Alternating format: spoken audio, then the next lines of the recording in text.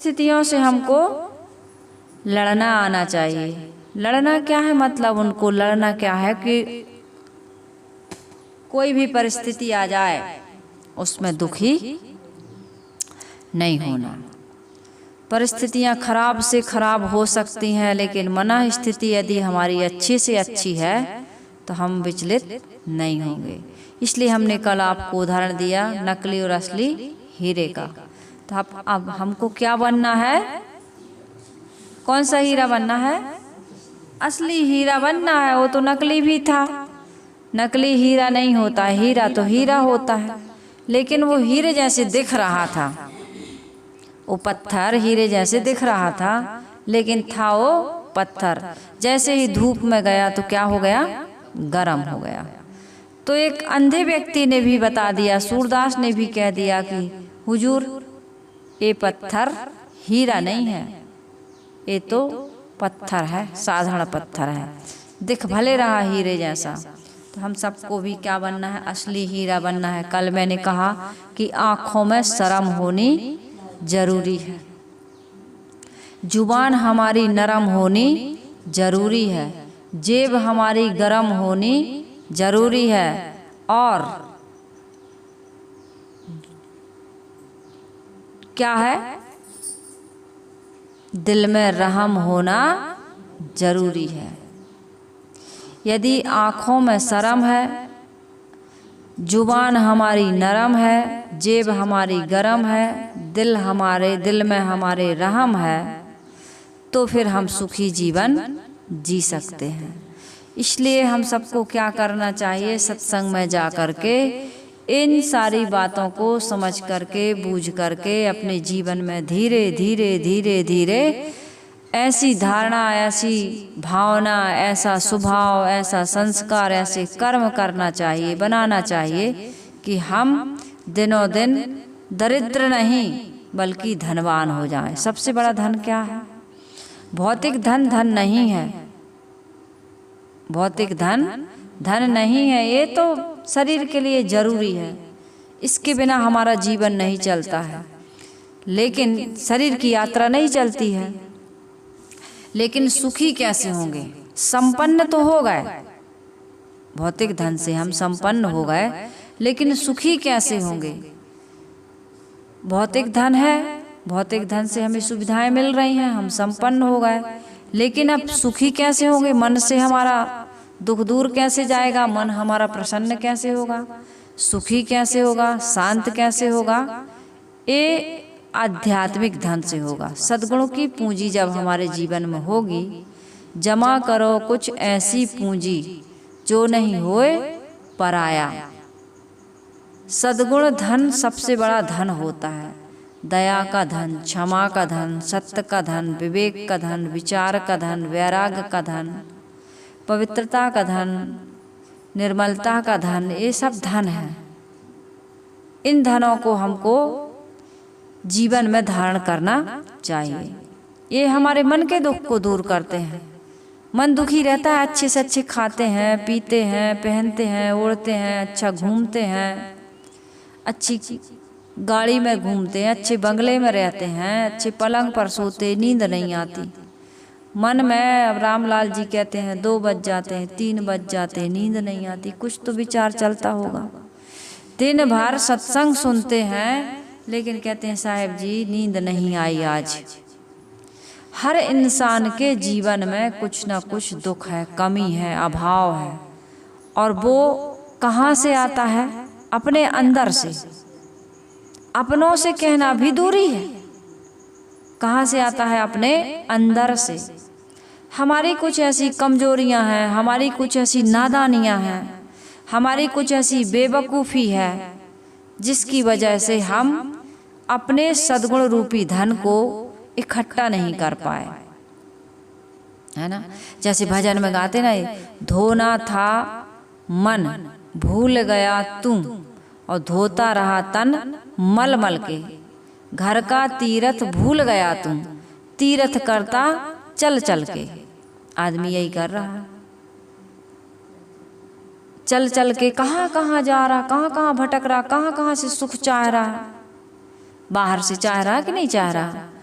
पढ़ लूँ लिख लूँ, योग्य बन जाऊँ, धन कमा लूँ, किसी भी कला में मैं पारंगत हो जाऊँ, ताकि मेरे पास खूब पैसा आ जाए, पद मिल जाए, प्रतिष्ठा मिल जाए, मान सम्मान यश कीर्ति हो जाए मेरी, सभी लोग मुझे जानने लगें, सब मेरा आदर करें।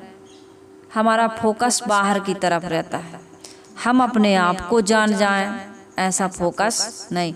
हम अपने आप में सुखी संतुष्ट हो जाएं, इस प्रकार का फोकस नहीं है।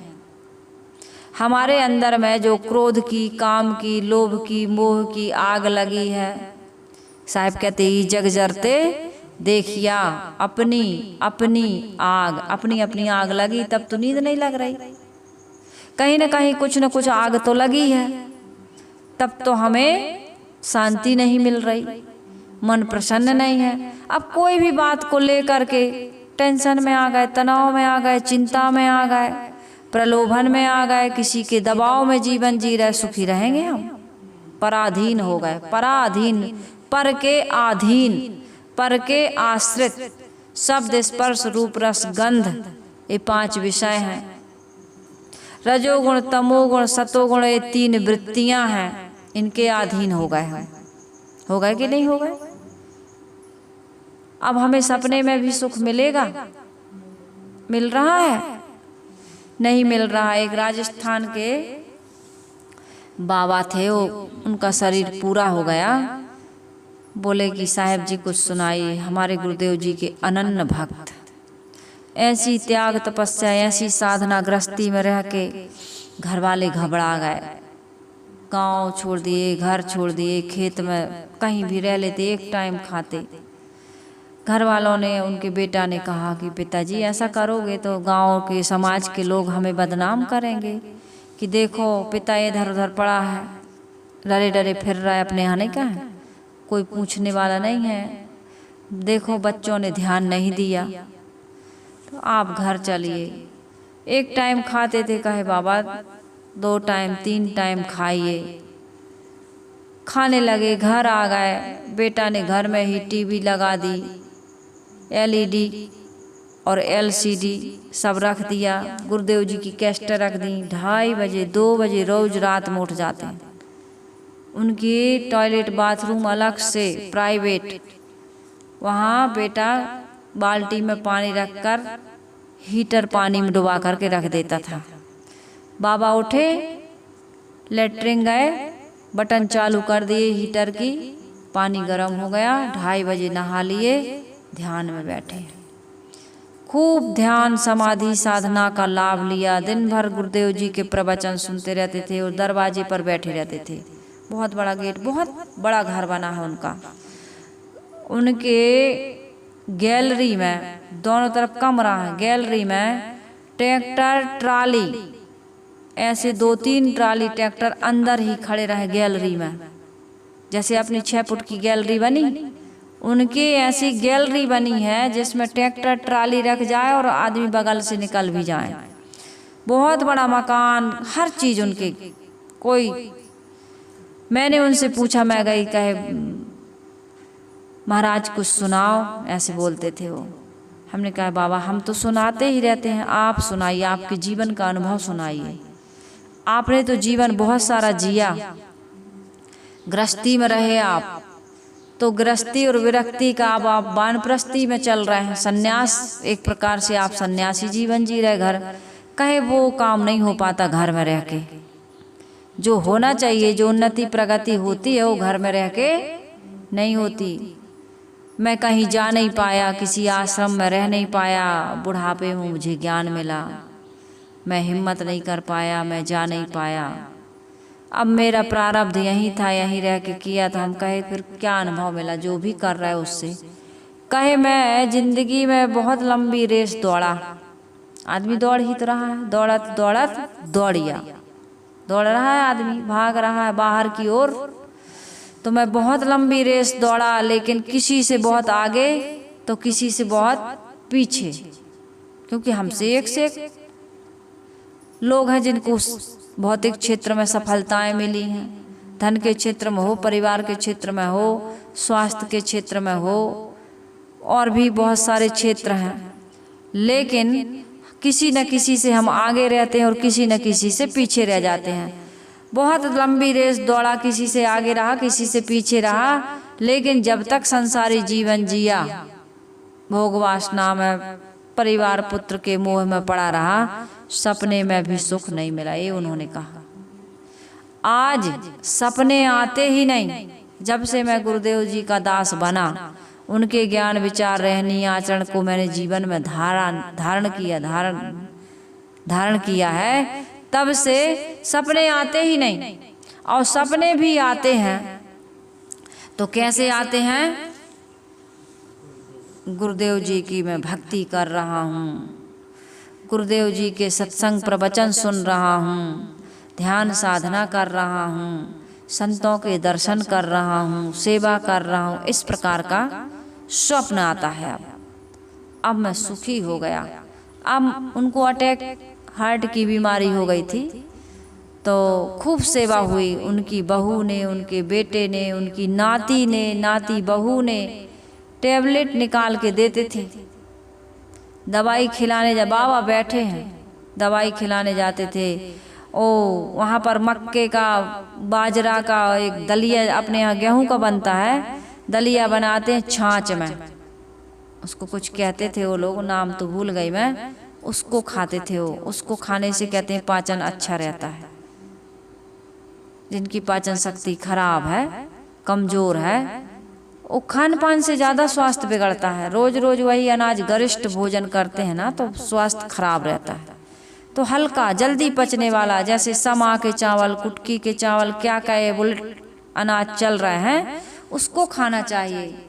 बहुत लोग उसी का नाश्ता करते, एक कटोरी, छोटी सी कटोरी में, उसमें बना करके हल्का सा जलपान करना चाहिए। दोपहर में सलाद खा करके, जितने किलो के आप हैं उतने ग्राम आप सलाद खा लीजिए भोजन के 1 घंटा पहले, और उसके बाद में भरपेट भोजन करिए। रात में फिर थोड़ा सा हल्का सा कुछ आहार ले लीजिए, जलपान जिसे कहते हैं। थोड़ा आप स्वस्थ रहेंगे, बीमार नहीं होंगे। खाने पीने में आदमी इतना लोलुप है कि अपने स्वास्थ्य को भी वो बर्बाद कर रहा है। तो इस प्रकार से उनकी इतनी सेवा हुई, इतना बढ़िया से उन्होंने जीवन जिया। करीब 100 साल के लगभग शायद उनका जीवन शरीर इस धराधाम पर रहा होगा। बढ़िया से उन्होंने साधना की। तो हम सब क्या करते हैं? भौतिक उपलब्धियों के पीछे दौड़ते हैं, भौतिक धन के पीछे दौड़ते हैं। कहते हैं ना, एक मनुष्य के 3 मित्र थे। 3 मित्र। पहले मित्र से वो दिन रात प्यार करता था, दिन रात उसके साथ रहता था, कभी भी वो उससे अलग नहीं होता था। दूसरा मित्र उससे थोड़ा कम था, और तीसरा मित्र जिससे तो बिल्कुल बहुत कम, कभी कभार मुलाकात होती थी। जाने का समय हो गया। उसने पहले मित्र से कहा, मित्र तुम मेरे साथ चलोगे? उसने कहा, मैं तो केवल आपका साथ घर तक ही दूंगा, मैं कहीं जा नहीं सकता। जिसे कहते हैं धन संपत्ति, पैसा रुपया, वो तिजोरी में ही पड़ा रह जाता है कि नहीं? धन है तो तिजोरी तक ही साथ देगा, पेटी में, बैंक में यही पड़ा रह जाएगा। छोड़ के जाते हैं ना सब, छोड़ के जा रहा है कि नहीं जा रहा है? कोई लेके जाता है? आज तक कोई गया लेके? किसी के साथ कुछ भी नहीं जाता। मरते समय आदमी के मुंह में क्या रख देते हैं? सोना रख देते हैं कितने लोग। ये आत्मा प्रेत ना बन जाए। कितने लोग कहते हैं सोना रख दोगे तो भैया, सोने को पानी पिला दोगे तो राजा महाराजा जन्म होगा। तो राजा महाराजाओं के कुछ धारणाएं हैं, मान्यताएं हैं। लेकिन चाहे जितना सोना मुंह में रख दो, चाहे सोने का पानी पिला दो, यदि तुमने सही कर्म नहीं किए हैं तो ये सब बाहर की क्रियाओं से जीव को कोई मतलब नहीं। उस तो संस्कारों का पुंज लेकर के, वासनाओं का पुंज लेकर के वो सूक्ष्म शरीर के साथ गमनागमन कर जाता है। आता है तब भी सूक्ष्म शरीर के साथ, संस्कारों के साथ, और जाता है तब भी संस्कारों का पुंज, वासना की गठरी लेकर के जाता है। इसलिए सदगुरु कबीर साहिब जी कहते हैं कि हमारी जो भावना है वो शुद्ध होनी चाहिए, हमारे संस्कार पवित्र होने चाहिए। तो उस व्यक्ति ने कहा कि हमारा साथ कहाँ तक दोगे? तो कहे केवल तिजोरी तक। धनानि भूमो, धन जो है वो भूमि में, बैंक में, तिजोरी में यहीं पड़ा रह जाता है। फिर उसने पूछा परिवार वालों से, नाते रिश्ते तो दूर की चीज है, परिवार वालों से, पत्नी से, बच्चों से। कहा मैं यदि आपका साथ दूंगा तो केवल शमशान तक। धन मकान तक, मकान ही में पड़ा रह जाता है, परिवार शमशान तक। और तुमने जो अच्छे कर्म या बुरे कर्म किए, जो भी किए हैं, वो तुम्हारा कहाँ तक साथ देते हैं? जहां जहां जाओगे, जिस जिस योनि और खानी में जाओगे, वहां आपके साथ ही वो संस्कार चलेंगे। वो सुख देंगे, दुख देंगे। अच्छा परिवार, अच्छे माता पिता, या बुरा परिवार, बुरे माता पिता, या विकलांग शरीर, या बढ़िया से अच्छी बुद्धि, अच्छी समझ, अच्छा मन, ये किसकी वजह से होता है? कहीं ना कहीं हम लोग भूल चूक करते हैं, इसी वजह से हमारे जीवन में दुख आते हैं।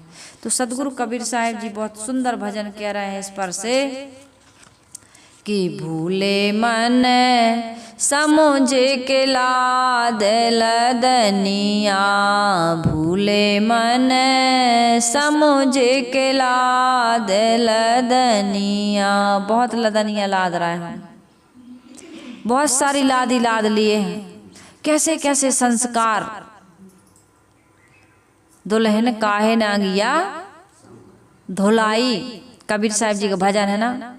दुल्हन है मनोवृत्ति, अपनी अंगिया को, अपने अंगरखा को, अपनी चुनरी को, ओढ़नी को, यानी अंतःकरण को साफ क्यों नहीं किया तुमने?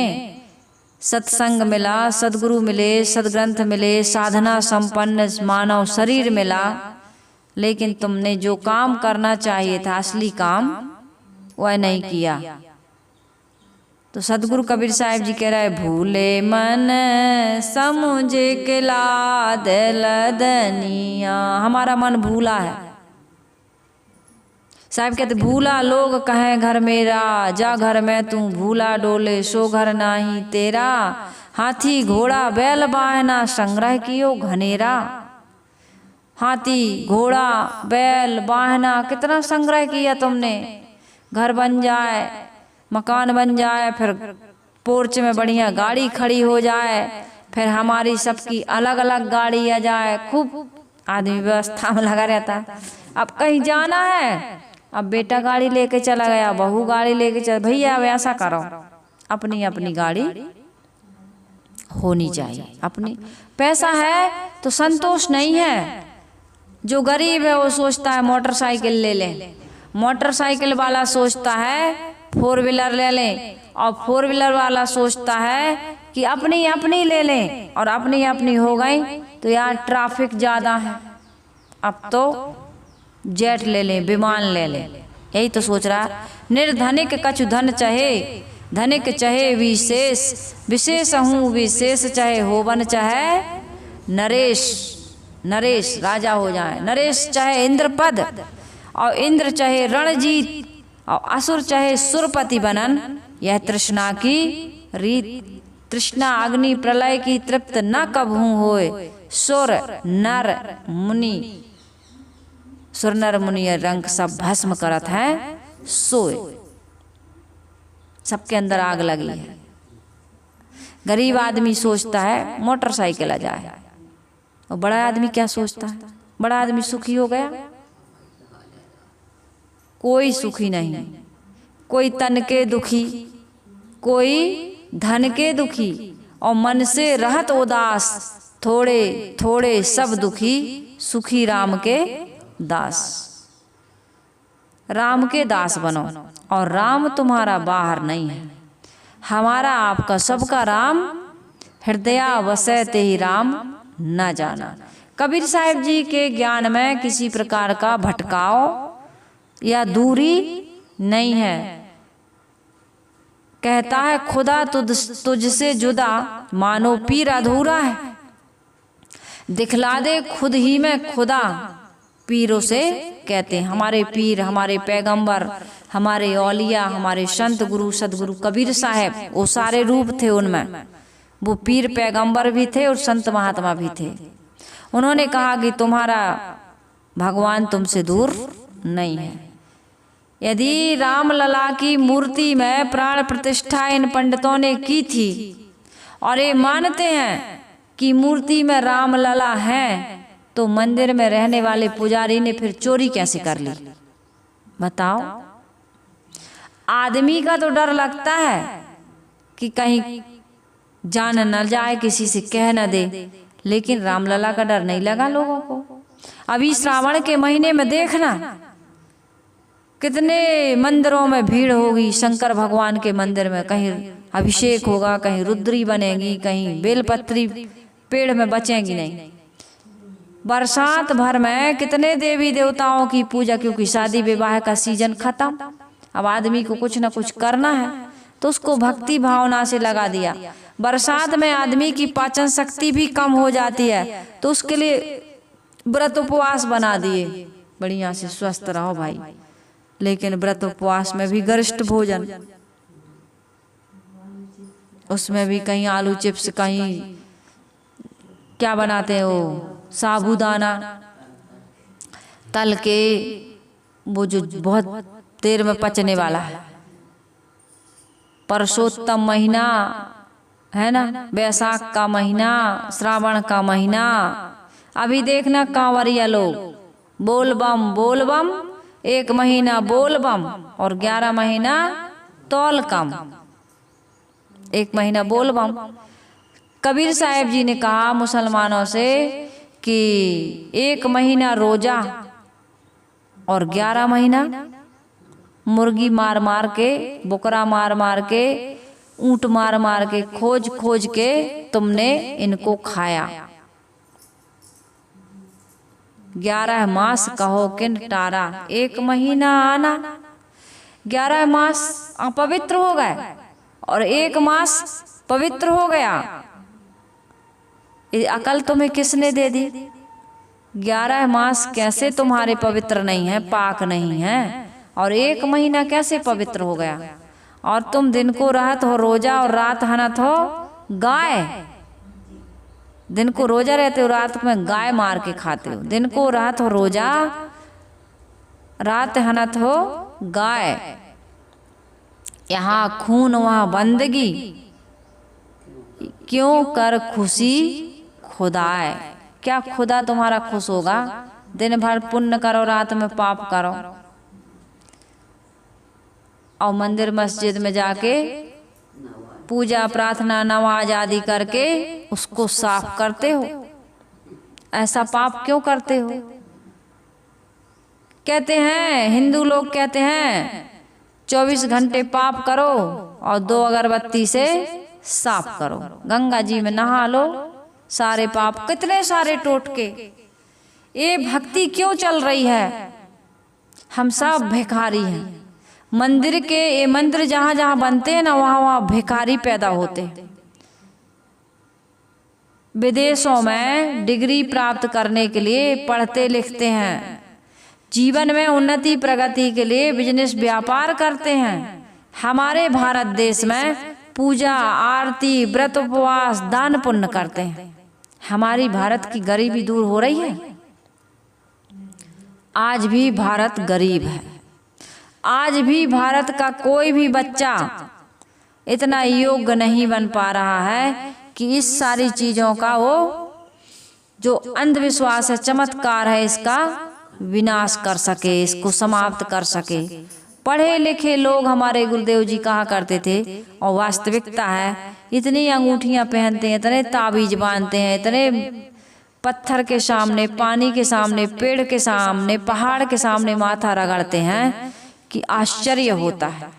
मंदिर के बाहर भिखारी बैठे हैं, भीख मांग रहा है, और मंदिर के भीतर जो पुजारी है वो भी भीख ही मांग रहा है। ये जितने भी पूजाएं प्रार्थनाएं हो रही हैं, ये व्रत उपवास आता है, पंडित लोग कहते हैं हमारा सीजन आ गया। क्या आ गया? सीजन आ गया। सबका अपना अपना सीजन आ रहा है। भैया थोड़ा रुक जाओ, अभी अब भी बस इनका माना इनकम प्रारंभ हो जाएगी, अभी हमारी कथाएं चलने लगेंगी, फिर तो पैसे ही पैसे आ जाएंगे। लोग प्रवचन के लिए बुलाते हैं, पूछते हैं खर्चा क्या लगेगा। अब खर्चा क्या लगेगा इनको ये बताओ। हर चीज का ठहराव हो रहा है।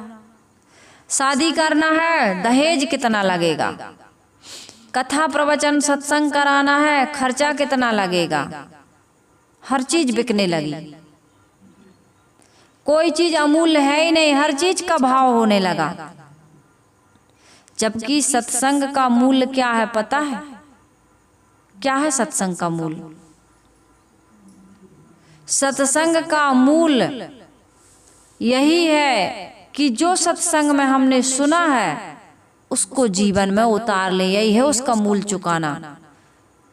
रामायण में रामचंद्र जी जब शिक्षा पाने जाते हैं ना गुरुकुल में, और वहां से जब आने लगते हैं तब उनके गुरुदेव कहते हैं कि इस शिक्षा का जो मैंने आप लोगों को शिक्षा दी है, ज्ञान दिया, उपदेश दिया है, जीवन में जो कुछ भी तुमने सीखा है इसका जीवन में प्रयोग करना और दूसरों को भी लाभान्वित करना, इसको, इस ज्ञान को बांटना, यही इसका मूल्य है। अपने तक सीमित नहीं रखा जाता इस ज्ञान को। गुरुदेव जी ने जो अलख जगाई, लोगों को जो उपदेश दिया, ज्ञान दिया, मार्गदर्शन किया, वही काम एक शिष्य को रहनी से, आचरण से, अपनी वाणी से, अपने व्यवहार से करना चाहिए। यही उसकी दक्षिणा है, यही उसका मूल्य है। पैसे से कोई इस ज्ञान, हमारा जीवन पतन की ओर जा रहा था, सत्संग मिला, सदगुरु का ज्ञान मिला, मार्गदर्शन मिला, उनका सहारा मिला, पतन से हम उत्थान की ओर गतिशील हो गए, है ना। हम रोज मुर्गी मार मार खाते थे, अंडा फोड़ फोड़ के आमलेट बना बना के खाते थे, शराब पीते थे, चोरी करते थे, व्यभिचार करते थे, माता पिता की सेवा नहीं करते थे, उनकी आज्ञा की अवहेलना करते थे, भाई का हक छीनते थे। ये सारे दोष दुर्गुण गुरुदेव जी की कृपा से दूर हो गए। अब इसकी कोई कीमत चुका सकता है क्या? अरे व्यभिचार छोड़ दो, इतने मात्र से तुम गुरु की कीमत नहीं चुका पाओगे। मछली मांस शराब कबाब खाना पीना छोड़ दो, भाई का हक मारना छोड़ दो, माता पिता की सेवा करना चालू कर दो, उनका अपमान करना छोड़ दो, एक ही कोई चीज छोड़ दो और एक काम सद्गुण जीवन में अपना लो। हम गुरुदेव जी की जो उनका आशीर्वाद है, जो उनका मार्गदर्शन है, जो उनके उपदेशों की कीमत क्या हम चुका पाएंगे? नहीं चुका पाएंगे। हमको तो बड़ी शर्म लगती है जब कोई पूछता है कि साहब जी आपका खर्चा क्या लगेगा, आने जाने का टिकट लगता है, हम जिस स्टेशन पर उतरेंगे वहाँ से आप लेने आइए, जहाँ हमको बैठना है फिर ट्रेन में वहाँ आप बिठाने आइए, हम जहाँ रहेंगे एक सेपरेट रूम हमको चाहिए, क्योंकि हम साधिकाएं हैं भाई, खुले मैदान में तो नहीं रह सकते, किसी सुनसान जगह में तो नहीं रह सकते हम लोग। इतना खर्च लगेगा, बढ़िया से आपको जो खिलाना पिलाना है, भक्तों को, साध्वियों को, टेंट माइक जो कुछ है आप खुद इतना जानते हो, नादान नहीं हो। आप सत्संग कराते रहते हैं, ऐसा था नहीं कि हमको पहली बार बुला रहे तो हमको आप पूछें और अब पूछने की जरूरत हो, ऐसा नहीं। ये क्यों पूछते हैं भगत लोग? क्योंकि संत लोग भी कहते हैं कि इतना खर्चा लगेगा, इसलिए तो पूछते हैं बेचारे। उनकी भी क्या गलती? गलती हम लोगों की है जो हम लोग रेट फिक्स करते हैं। भक्त जो श्रद्धा से देता उतने में आश्रम चल जाता है। हमारा भी आश्रम का निर्माण हो रहा है, हमको तो कहने की जरूरत नहीं पड़ती है। और जहाँ पड़ती है, जहाँ लगता है ऐसे कि नहीं अमुक भक्त श्रद्धालु है और वो पूछ रहा है, उसका भाव है, वो योग्य है, समर्थ है, वहाँ जहाँ हमारा घनिष्ठता होती, प्रेम होता, वहाँ कह भी सकते हैं। खैर अभी तक कहने की जरूरत नहीं पड़ी है और सब भक्तों के द्वारा होता है। भक्त कभी आकर के ये नहीं कहते हैं कि तुमने हमारा स्वागत सत्कार इतने अच्छे से क्यों नहीं किया, ऐसा क्यों खिलाया, ऐसा क्यों पिलाया। तो फिर संत को कभी मांगना भी नहीं चाहिए। भाई संत के पास जो है भक्त बड़ी श्रद्धा से, बड़े प्रेम से उसे स्वीकार करते हैं। तो इसमें संकोच की क्या बात। संत जितने त्याग और वैराग्य से रहता, जितना संतोषी होता है, उतना ही भक्तों पर अपना प्रभाव